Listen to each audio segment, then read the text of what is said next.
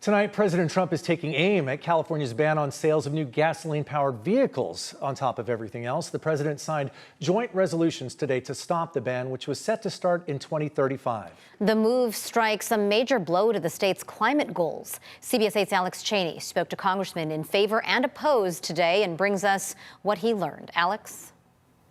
Marcella and Carlo, that's right. The decision this morning immediately drew criticism from state leaders. However, others saying it's a good thing because they want people to be able to choose their own car without it being required and mandated by the state. By terminating the California electric vehicle mandate once and for all. President Trump signed a measure this morning to block California's phasing out of the sale of gas-powered cars. A landmark 2020 decision sought to require all car sales in the state to be only electric vehicles by 2035.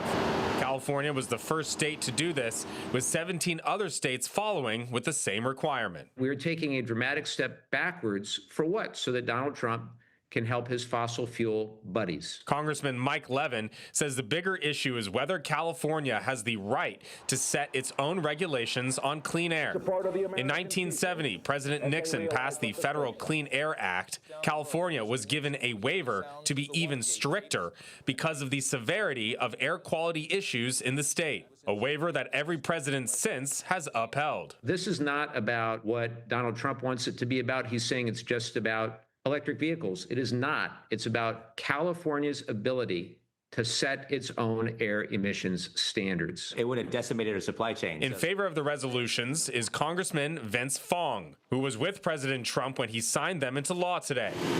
He says California's infrastructure isn't ready to go all electric yet, and people should be given the option of what car they want to buy. He voted for the resolutions in May. To somehow say that now every single part of California has to be electric when the grid can't sustain it and when it would completely destroy and disrupt our supply chain, that is not responsible public policy. And the CEO of a San Diego-based EV charging company, Beam Global, said government should follow consumer demand on electric vehicles. So I think the mighty U.S. consumer will end up leading this charge. And if California continues with its plans to have nothing but electric vehicles in 2035, that won't be government telling them, the consumer to do that. That will be the consumer making that decision for themselves, I believe.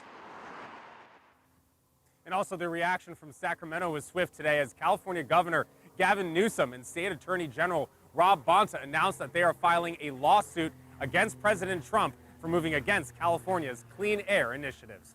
Reporting live, I'm Alex Cheney, CBS 8.